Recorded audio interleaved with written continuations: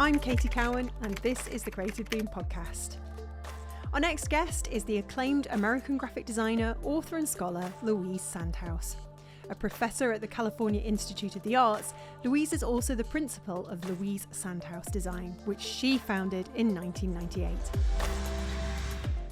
I was just sort of reading about you, and I noticed that obviously you were working in the 80s, but you started your own studio in 1998, and gosh, it just felt like a really kind of peaceful time back then from what I can remember.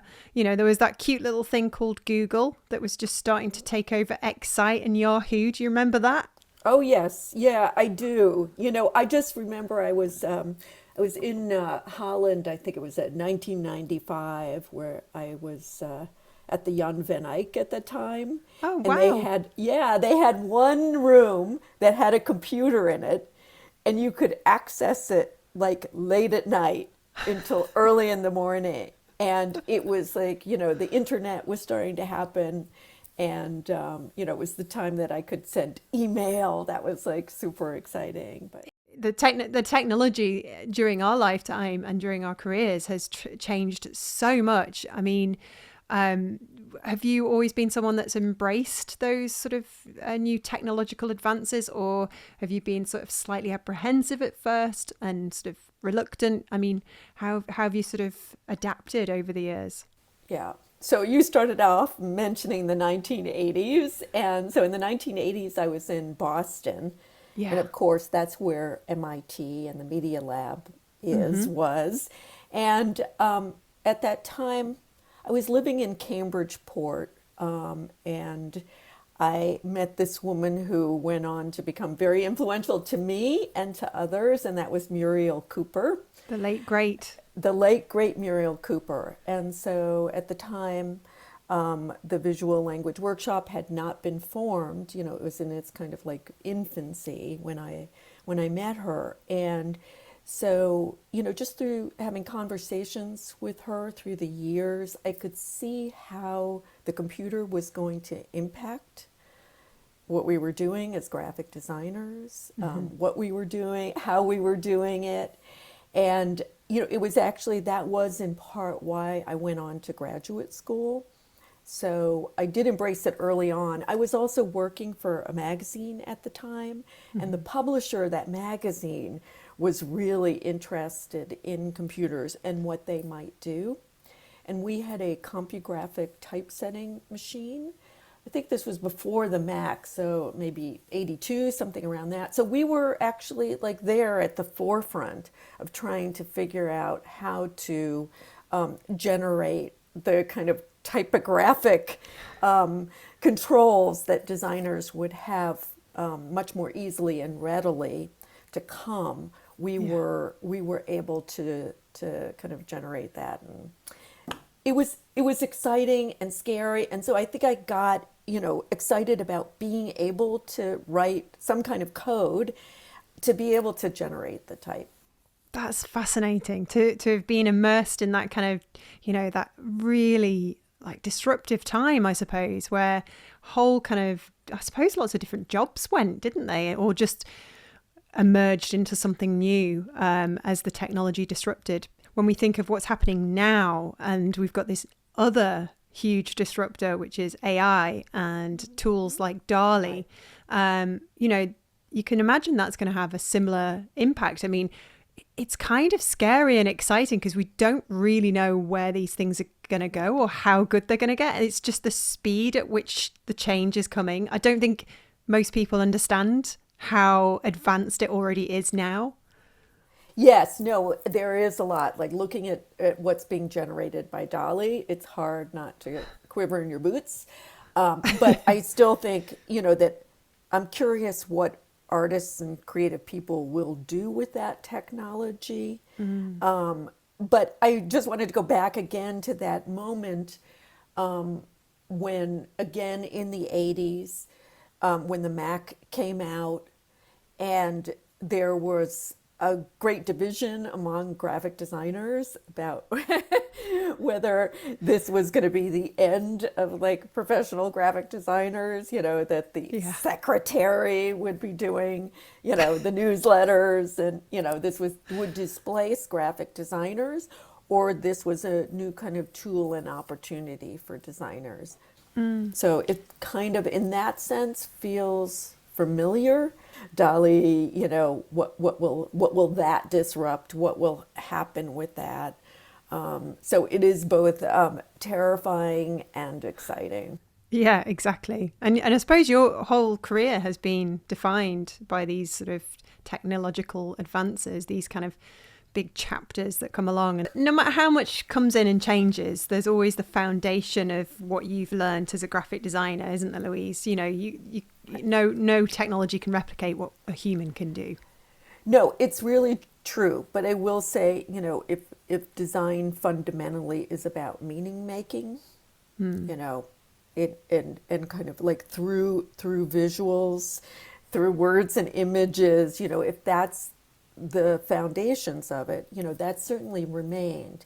But meaning has gotten very complex in many ways because culture is so complex and who is recognized is so complex.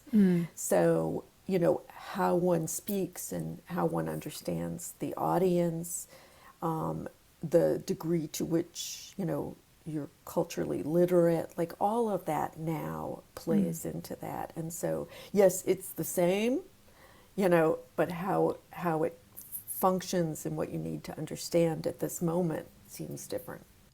And you kind of have gone into education, and you have been doing that for quite some time. What was the driver for going and teaching the next generation graphic design? I've always been like a reader, and so I could see also the impacts that the things that we were just discussing about culture and design's impacts on the culture. That I knew it was time for grad school. Like this was the moment. This is the time when you need some time to pull yourself out of the practice and sort of think about things. But I was also like I was getting worn out by the practice as well. I was thinking, oh, is this it? I was working in a corporate design office, and I was just like, if I have to keep doing this over and over again, I'm going to have to move on to another field. Yeah. So, that was sort of like how I got to going to graduate school.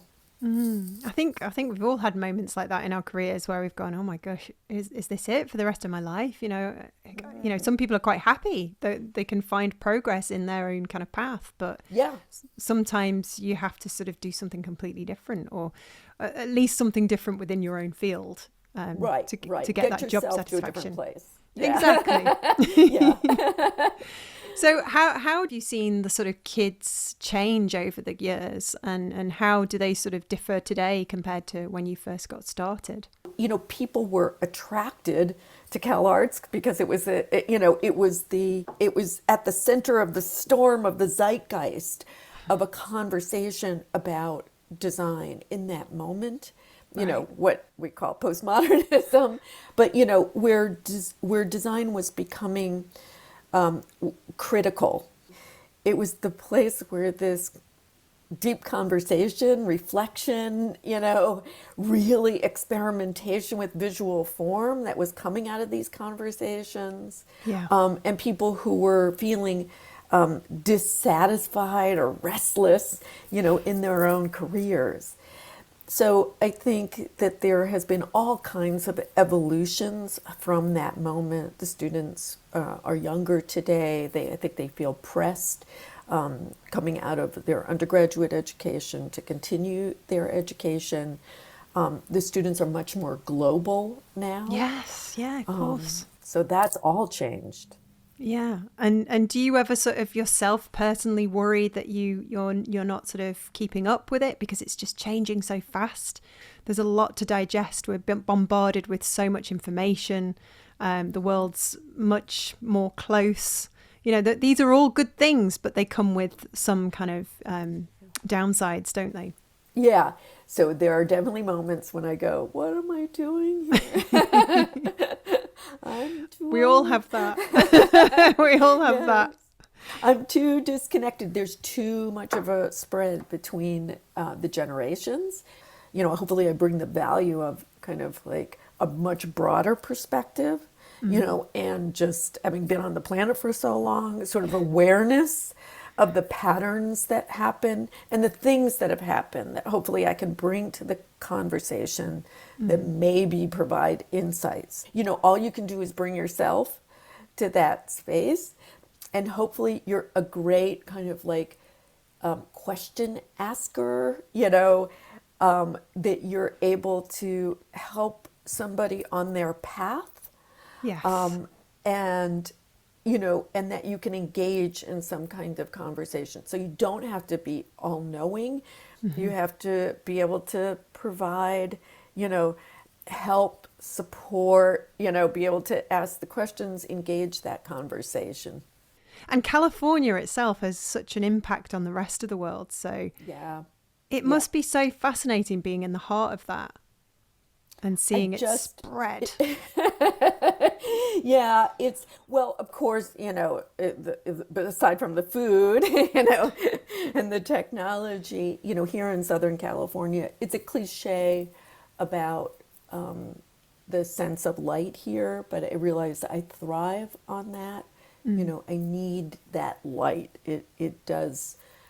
There's something that sort of shifts my sense of possibility and mood in having perpetual sunshine and light. You know, not that there aren't downsides to that. You know, but it also gives that sense of freedom here.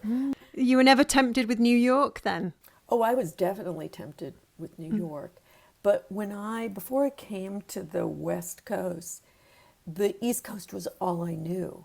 Mm. And even as a like 6 year old, I was enamored with New York. I don't know why to this day, but there was something about, you know, maybe it represented a different kind of like rebellion and freedom to me. Like anything could happen in New York. So I always, you know, thought I'm going to end up in New York, and never did. As soon as I landed in California, which was like 1989 or 1990 when I first visited here, I really thought I had like died and gone to heaven. Like this was Oh. it for me. You know, I knew I'd found my home. Mm. Oh, because you grew up, it looks like you were sort of destined to be a graphic designer and do what you do, Louise, because your father was an art director and your mother was a newspaper columnist. So you had that kind of exposure from a young age Right. with those parents. I mean, obviously they supported you going to the West Coast, but it must have been hard leaving everything behind. The expectation was for kids to like leave home Yeah. and move away. I think now, I think there's a reconsideration or a reckoning with the value of family. But yeah, I think, you know, I think my father did want me to grow and succeed professionally. And so I think there was an embrace of going somewhere else. So this is probably a ridiculous question to ask you, and I hate it when people ask me. But considering that one of your books is about women of design, then I feel like I've got the artistic license to ask it. You know, Okay, yeah. has your sex ever impacted your career in any sort of negative way, or has it sort of not been something you've noticed at all? I think it's important to understand that you buy the Kool-Aid, you drink the Kool-Aid, you know, and you don't realize it's Kool-Aid, you know, at a Yes. certain point. You know, you become aware of situations as time goes on, but it is in this moment now where it will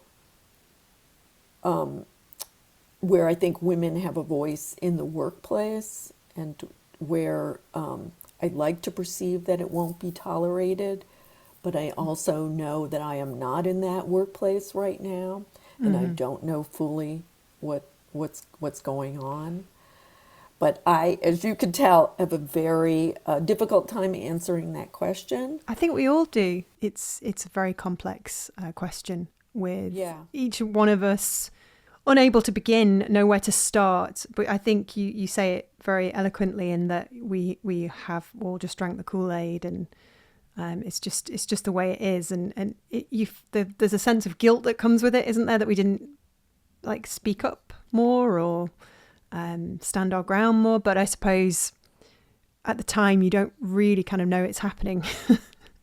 Yeah. I mean, to some degree, or you know, there's a dawning. But like I said, I mean, you know, and this is just a huge, difficult conversation about like you use the tools that are in your toolkit. You manipulate in using what you have.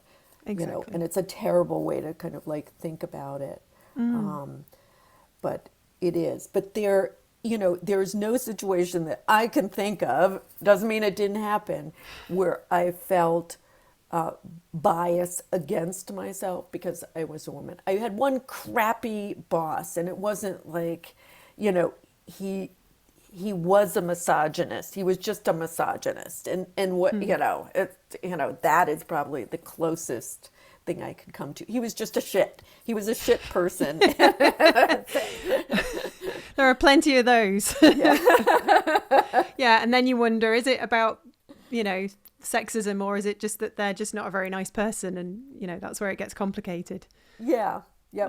But anyway, so with all the kids coming and enrolling on the course today, is there a difference to who those people are? Has it sort of changed a lot since the time you began teaching? Well, we had talked a bit about, it's now, the students are coming from all over the world. Mm-hmm. And that's kind of like fascinating. In some ways, this is like the dream, that we could have, people from different kind of cultural upbringings to be part of the conversation. Mm-hmm. I think just getting that conversation going alone is the challenge, especially when you have younger students who may not feel confident in their own voice. That's what I crave most, and want to, if I had to conquer one thing in the classroom, it's how to bring that out, the kind of the sense of get on that soapbox, state what is your position, what are you arguing for, what are you arguing against, how do you see that things should be, or what do you see as the problem? Where is that passion where you find your own voice? It's only through that kind of impassioned feelings, and emotions that are channeling through you. Do you find a voice, and that you actually do have something to say? And being in school is a place to kind of be awkward and stumble through it, and be embarrassed, and have a sense that, well, maybe that was stupid, or maybe I didn't think that through, but I'd rather that the passion came through first. And then as you're hearing yourself, you become aware of, oh, I need to think about this more. I need to read about this more. Mm-hmm. And what I encourage, and don't do enough myself, although, in one sense I realize I do, is that daily reflection. Writing, it's only through writing, with oneself, for oneself, that you're able to sort of work out what's in your head. You see it on paper, you give it words, and suddenly you're like, oh, I see what this is now. I'm giving it a shape. Yeah, that's fascinating. That you just described how I felt last week as well. Oh, that's fantastic. Okay, so now let's talk about this archive, because we've just recently written about it on Creative Boom, and it's so fantastic. The People's Graphic Design Archive. It's been in the making for a while, though, hasn't it? Yes, it was I'm sitting in a meeting at the LA County Museum of Art, because they just had started to collect graphic design, and wanted to have a conversation with other curators and historians and archivists of design. It was an amazing conversation. It was at that moment, you know, where my heart was. You know, Earthquakes was this book on California graphic design was at press at that moment, and I'm Wow. thinking, California graphic design, what about California graphic design? And I'm realizing, you know, they only know so much, they're only aware of so much. What about all that other stuff that needs research? Because Yeah. doing the book, I just came across so much, you know, and threads to things that there was no way I was going to get the chance to research. And so I thought, oh my God, you know, it's going to take an army of people like unearthing this, you know, so that LACMA, LA County Museum of Art, could see this stuff and they could go, oh yes, well, you know, this thing, we should include this in our collection. And so, you know, I'm thinking about technology and, oh yeah, if we could crowdsource this and it can be a virtual archive, you know, at least there'd be a record of it. You know, it wouldn't be perfect. It's not like a physical archive, but it'd be something. And eventually, you know, realizing that so many more people who had been excluded could also, their work could be preserved and documented. And So good. And Yeah. I love how the whole premise of it is that, you know, anything can be put in there. It's not like there's no kind of like, I'm assuming this is the case. There's nobody sort of deciding what's good graphic design and what's bad graphic design. So then in that way it's inclusive. Yes.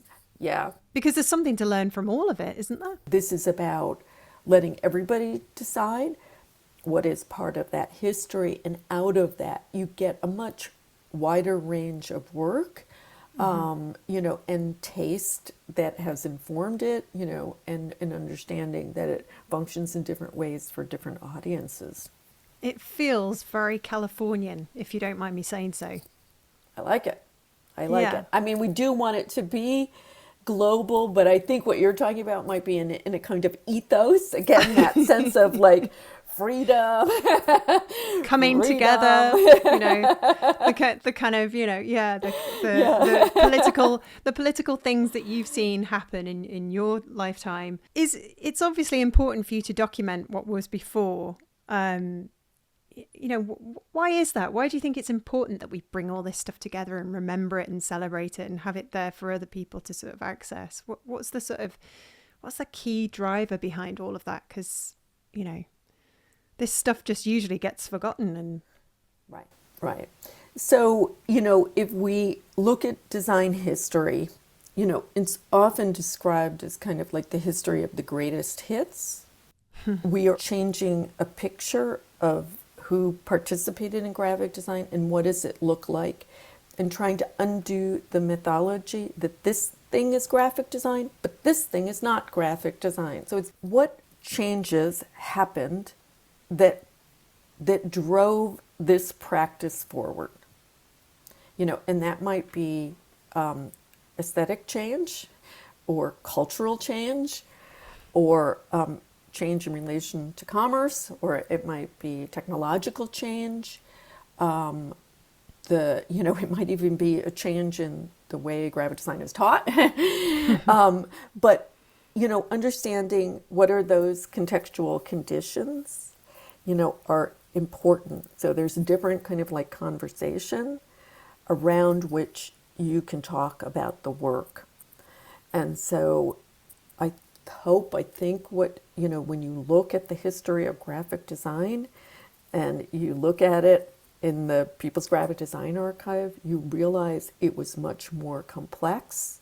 There were a wide range of motivations for the work, and depending on the lens that you look at that history through and what do you think it is that's significant, that may have evolved the practice of graphic design, that you have a resource for that. I suppose, you know, publications and people like myself are to blame as well a little bit in that respect, because we will often say, oh, that person's having a talk, so they must be important. We'll write about them too. And so it goes around, and it's the wonderful machine. Yeah, yep. I mean, it's changing now. Yes, I see, you know, the podcast that you've done, that you talk to a lot of different people. I try. Yeah, Yeah. it's the insecure discussion with your husband late at night. Oh, that rival podcast that's doing really well. They've just interviewed that big name that I Yeah. haven't yet. Should I do the same? And I always just get a really solemn, no, you're doing fine. Keep inviting lots of different people. I'm like, okay, Yes. I will. It's hard though. It's really hard because you can find yourself falling into that trap, especially with all these exhibitions that are going on, these fantastic books. But you try and balance it out, don't you? And you try and sort of have a nice spread. But the thing I love about this archive that you've spearheaded, that you're co-founder of, is that it sort of takes away all of that because it just puts it in the hands of everyone. And anything can go into it. Is that right? Anything can go into it as long as people sort of follow the instructions and upload what they need to do. Yeah. We want people to upload their own work, but we have this line to walk between archive and portfolio site. Yes. And so that also, we'll just say, can you hang on to this, for a few years if somebody uploads something they did recently. The dilemma that we're having right now, for instance, there's a lot of like protest graphics that we feel an urgency to preserve coming out of Iran. The women's movement there, yes. Yes, yeah, we feel like, just to use as an example, the Black Lives Matter, everything that happened after the murder of George Floyd, like we want to capture that material. Yeah. So, again, we may make the decision to just tag it future history.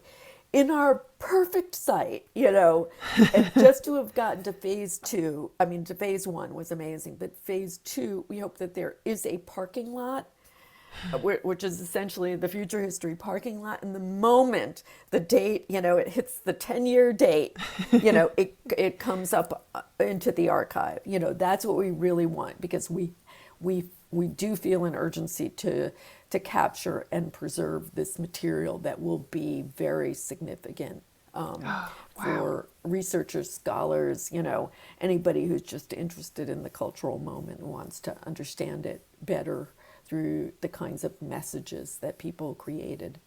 We always knew that graphic design was important, but you've just somehow made it essential, and just really kind of got everybody thinking about how it's sort of so connected to what's going on around us, and hopefully it can sort of solve some of those problems in that you have those different perspectives, and we want all of those voices to be heard. You say, going back to what you were saying before about how you want your students to just speak up. It feels like this archive is coming at the right time. There's a huge appetite for it. People want to see progress, I guess, and this can be part of that. Right. Yeah. At the same time, they're destroying the progress. They want to see progress. It's that strange polarization that happens. One thing I wanted to mention is, the contextualization of what's being uploaded and capturing that. Like when people upload like something they see on the street, a poster or something, being able to understand that context, being able to capture that context. So being able to capture something that shows the context, so the shot is a wider shot, as well as, capturing the graphic artifact as well, putting in some kind of description, of where and how it was seen, particularly if you were part of that protest, so understanding that moment, like capturing that in the, about, or, what we would call a description of the item is significant to add. I hope people will think about that. The other thing is for somebody to be able to find it, it's how it's tagged. So there's an urgency to getting people to tag what they upload to the archive so that it shows the whole range of how it might be relevant, to somebody. And really using your imagination Not only how it's like meaningful to you, but how you can imagine it might be meaningful for somebody else, so that when they're doing a search, it will show up. That's how the archive becomes relevant and valuable. Well, it's going to be so interesting to see how the project evolves over the next few years, Louise. And just with everything we've talked about today, when we've sort of looked back in history, I think it'd be quite nice to ask how you feel about, looking forward. What are you hoping for? Where do you find yourself at the moment? Yeah, so, the things that I've mentioned are, like the sustainability of the site, how it grows and evolves, in terms of like this future history, so that people feel comfortable uploading. Getting people comfortable with uploading also means that they're comfortable doing research, and we have resources to hopefully make that easy for people, and we're continuing to build that. So understanding in your own community, like engaging educators is particularly significant, especially as they're trying to change how they teach design history. So seeing that design history is not just something that you consume, for students that they consume, but that they can also produce that by looking in their own communities at who may have been overlooked, what's interesting to add to the history, but what needs to get documented. So people who may be more advanced in their years, who have not been acknowledged, and capturing their stories through doing oral histories. And Tony Best gave us a kind of like outline that we have as under the resources on our site, how to do an oral history fast and easy. Like, what do you need to know so that you capture that person's story in their own words, that you don't have to find the crumbs of anything they may have left behind to understand their work. They tell you. And then to be able to capture that work. So we have documenting work, fast and easy. So how do you just like photograph the work or scan it so that you don't feel overwhelmed, but that there's a record? You can just like upload that PDF or a folder of JPEGs up to the archive, and there you have somebody's entire like body of work easily preserved. So building those resources to answer the question that was way back there, like building that resource, making it easier and easier, getting the site like known, so that people go, oh, it's nothing to add to the archive, or, oh, look at this amazing thing I just came across. I don't think people know about this. I'm just going to like add it to the archive, so it becomes like, without a second thought, people are adding to the archive, and we have just like have this incredible amount of material of this like history that people didn't know about, didn't recognize, that is now preserved. Is it important for you to be remembered too, Louise? And the work that you've done?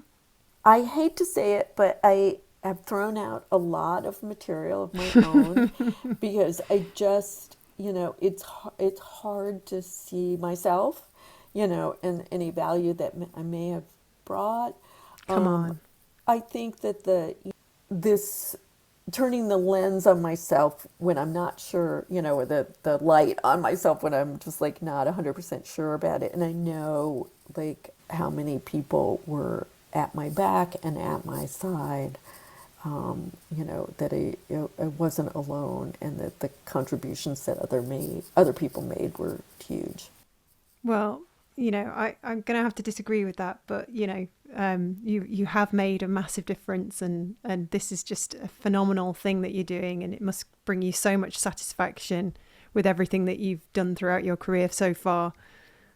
So thank you, Louise, for chatting with us today about the archive and a little bit about your experience of the world of graphic design. It's been fun. Katie, thank you for inviting me to be here and to chat. This has been great. I'm sorry we're not having coffee or a drink in don't you worry. London. If I come across to the West Coast, I'll definitely give you a shout.